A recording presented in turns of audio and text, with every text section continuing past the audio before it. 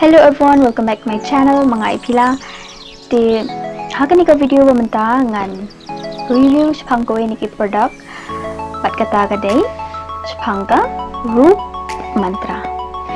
Di hakan ika product la suggest lanila ajing mutta iwe niki parlok jungi lani subscriber jong ka nika channel ba itai de emi. Di emi la de feedback kanika video kadai kanang na banta jong pi. Di produk abangan review menta kasini kadai sepang kani Roop Mantra Ayurvedic Medicinal Cream.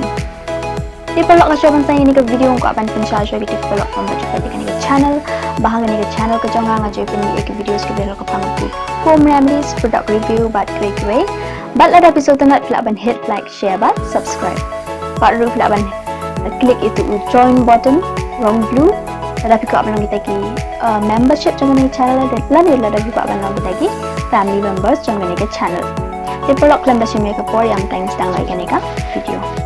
Jika dah abang tiat ya kan ni ka Roop Mantra kadai namar bang mi kenyang nak tu.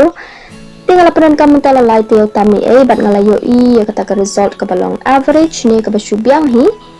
Tiga cream kadai ke balong safe, natural, chemical and paraben free. Dari ke Ayurvedic cream kejanya serium pun kata ke Vico turmeric tang baka kamlong kanduna kata ke jing sma bat ka long sma ubi tila da compare ke jing sma bat ka Vico te ka Vico ka kamlong khor ke jing sma mereka ni ke Roop Mantra bat dia ke kamlong mile ke jing sma tika dor ka long tang kumbah Vico ten ka na banta khatsan gram bat ka cream buang ni ba use for 3 weeks and see the result kamut ba penankam kumbalai tayo bat pinsay I kata ka result. The indications ke claim ba it treats acne, pimple, boils and other skin infection. And direction for use ki ong ba penankam hadian berpeladap sat kuat ika kemat bat penankam arsing jisi lani lada kat bapau doktor. Kita mentangan kena sepangka pros and cons jangka produk. Kita review jangan kalong bang syam bakan ke Roop Mantra kaya rapi aku bayar debat ke jengni kenyang lami pemi pimples lami persen tinggal ngahi ngam use tang ikan ni nomor ba ladang use man kasih dengan use nomor ba kasets app pelat kam dadan kata ka sun protection nya kata ka sunscreen bajing dasni tinggal suggest ba pila ban use tang ladang mi kenyang ni persen ni pila ban use nak tang menmiat lah ni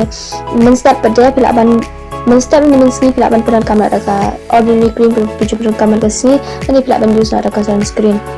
ni pila ban ni ba ka texture jong ka ni cream ka jan long ka Vico kapan betul kapan pho patlu kapan iro mi ka sini do ni pila ban yo ka ni masuk na pharmacy dukan stong ni pila ru ban chuyo ada ka order ni pelong atrai play jeng di ka to ka ni ba ka ni ka video jang ba menta ka sini dengan umda